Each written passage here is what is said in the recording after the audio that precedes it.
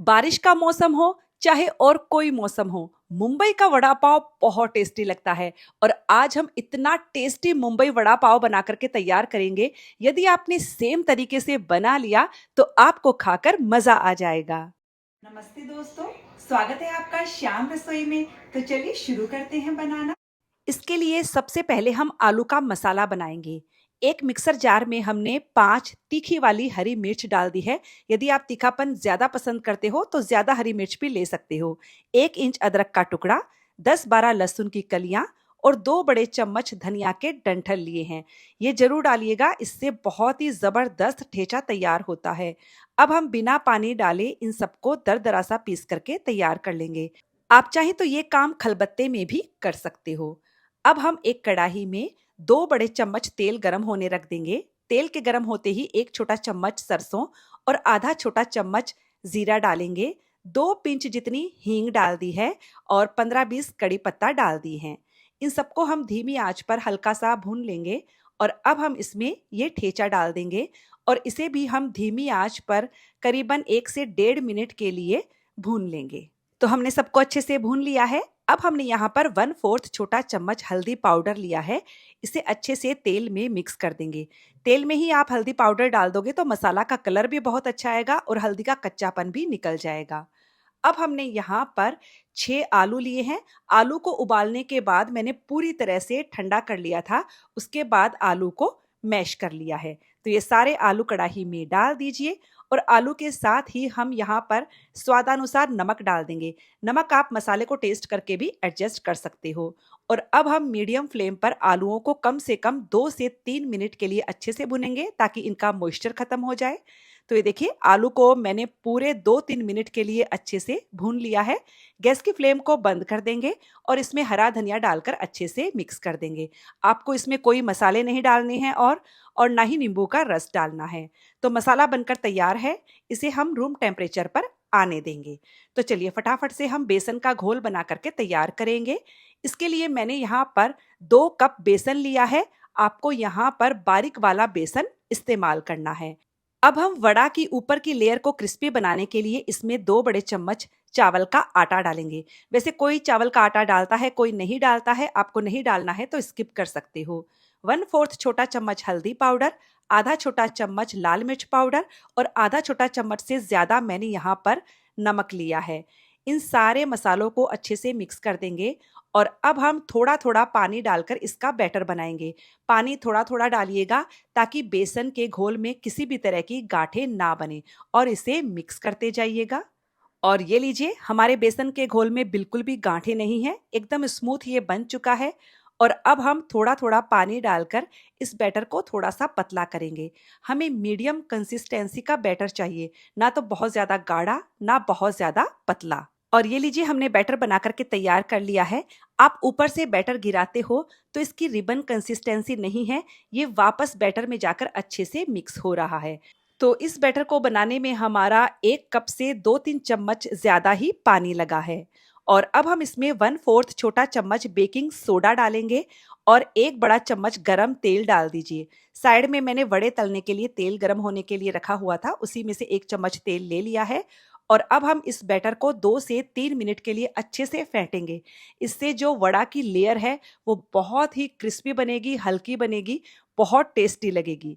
तो ये लीजिए, बैटर को हमने 2-3 मिनट के लिए फेंट लिया है और अब हम इसे 10 मिनट के लिए ढककर रख देंगे ताकि बेसन अच्छे से फूल जाए। अब हम फटाफट से धनिया की चटनी बना लेते हैं।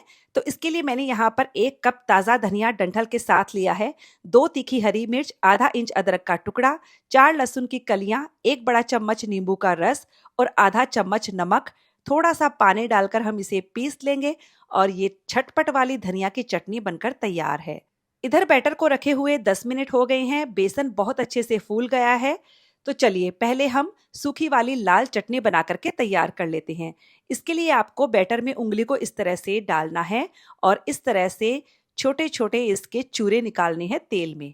तो तेल हमारा अच्छे से गर्म है, ये चेक करने के लिए थोड़ा सा बैटर डालिए। बैटर तुरंत ऊपर आ रहा है, मतलब तेल हमारा एकदम परफेक्ट गर्म है। तो अब हम छोटे छोटे चूरे तेल में निकाल करके तैयार करेंगे। इनका कोई शेप नहीं होता है, बस इस चूरे से हम सूखी वाली लाल चटनी बना करके तैयार करेंगे। मीडियम फ्लेम पर अच्छा सा गोल्डन कलर आने तक इन चूरा को फ्राई कर लेना है। और ये लीजिए गोल्डन कलर आ चुका है, इन्हें हम बाहर निकाल लेंगे। इसी तरह से हम 2-3 बैचेस में चूरा को फ्राई कर लेंगे। तो ये लीजिए हमने चूरा बना करके तैयार कर लिया है। मैंने टिश्यू पेपर पर निकाल दिया है ताकि एक्स्ट्रा ऑयल इसका निकल जाएगा। इधर हमने 10 लहसुन की कलियां ली है। तो इन लहसुन का छिलका हमें नहीं हटाना है, छिलके के साथ ही ये चटनी बनती है। इन पर हम थोड़ा थोड़ा चाकू लगा देंगे इस तरह से, ताकि लहसुन फ्राई करते टाइम तेल में फटे नहीं। और अब हम हल्का सा गोल्डन कलर आने तक लहसुन को फ्राई कर लेंगे। ये देखिए लहसुन भी हमारा फ्राई हो चुका है। अब चटनी बनाने के लिए मैंने यहाँ पर 1 कप के लगभग ये चूरा मिक्सर के जार में डाल दिया है। साथ ही फ्राई किया हुआ सारा लहसुन भी डाल दीजिए और 3 से 4 बड़े चम्मच कश्मीरी मिर्च का पाउडर डाल दिया है और थोड़ा सा नमक डाल दीजिए। नमक ज़्यादा मत लीजिएगा क्योंकि चूरा में भी नमक है। और अब हम दरदरा सा पीस कर इसे तैयार करेंगे। मिक्सर को आपको पल्स मोड पर चलाना है, यानी रुक रुक कर चलाना है। तो ये देखिए झटपट वाली सूखी लाल चटनी बनकर के तैयार हो चुकी है। और अब हम मिर्ची को भी फ्राई कर लेते हैं। मैंने यहाँ पर कम तीखी वाली मिर्ची ली है, आप चाहें तो तीखी वाली मिर्ची को भी फ्राई कर सकते हो। मिर्ची को बीच में से चीरा जरूर लगा दीजिएगा, नहीं तो तेल में जाकर ये फटने लगेंगी। मिर्ची को भी बढ़िया सा फ्राई करके तैयार कर लीजिए। तो ये लीजिए मिर्ची भी हमारी फ्राई हो चुकी है। और मिर्ची को फ्राई करने के तुरंत बाद इस पर आप नमक डालकर अच्छे से मिक्स कर दीजिएगा। यदि आप ठंडी कर लोगे तो बाद में नमक अच्छे से नहीं चिपकेगा। तो ये हमारी नमक वाली मिर्ची भी बन करके तैयार हो चुकी है। तो चलिए अब हम वड़े फ्राई करते हैं। तो उसके लिए सबसे पहले जो आलू का मसाला बनाया था उसके वड़े बना लेंगे। ये देखिए इस तरह से थोड़े से चपटे वड़े बनाइएगा, ताकि आपको वड़ा पाव में लगाने में ईजी हो जाएगा। तो हमने सारे वड़े बना लिए हैं। वड़ा को हम बेसन के घोल में इस तरह से डालेंगे। मैं चम्मच का इस्तेमाल कर रही हूँ क्योंकि चम्मच से वड़े बनाना मुझे थोड़ा आसान लगता है। वड़े बनाने के लिए तेल अच्छा गर्म होना चाहिए और फ्लेम मीडियम होनी चाहिए। एक एक करके ये वड़े तेल में डाल दीजिए। मैंने 3 वड़े डाले हैं। अब हम वड़ा को अच्छा सा गोल्डन कलर आने तक फ्राई कर लेंगे। और ये देखिए बहुत ही अच्छा सा कलर आ गया है। तो ये हमारे वड़े फ्राई हो चुके हैं। इसी तरह से हम बाकी के वड़े भी फ्राई कर लेंगे। तो ये देखिए मैंने सेकेंड बैच के वड़े भी फ्राई कर लिए हैं। तो ये देखिए अभी हमने इतने वड़े फ्राई करके तैयार किए हैं। अब हम वड़ा पाव को असेंबल करते हैं। इसके लिए सबसे पहले पाव को बीच में से कट कर दीजिए। एक साइड में ये ग्रीन वाली चटनी लगा दीजिए जो हमने अभी बनाकर रखी थी। कुछ लोग इसमें मीठी वाली इमली की चटनी भी लगाते हैं, लेकिन पर्सनली मुझे वड़ा पाव में वो चटनी पसंद नहीं है। और अब हम दोनों तरफ ये सूखी वाली लाल चटनी लगा देंगे। जितनी आपको पसंद हो उतनी लगा दीजिए, मुझे तो ज़्यादा चटनी लगाना पसंद है। अब हम वड़ा लगा देंगे। वड़े के ऊपर ये मिर्ची डाल दीजिए और अब हम इस पर फिर से थोड़ा सा सूखी वाली लाल चटनी डाल देंगे और जो हमने चूरा बना के रखा था वो डाल दीजिए। तो बाइट लेते टाइम जो कुरकुरे चूरा बीच में आते हैं ना मुंह में, बहुत ही ज़्यादा टेस्टी लगती हैं। तो ये लीजिए हमारा मुंबई का ऑथेंटिक वड़ा पाव बनकर तैयार है।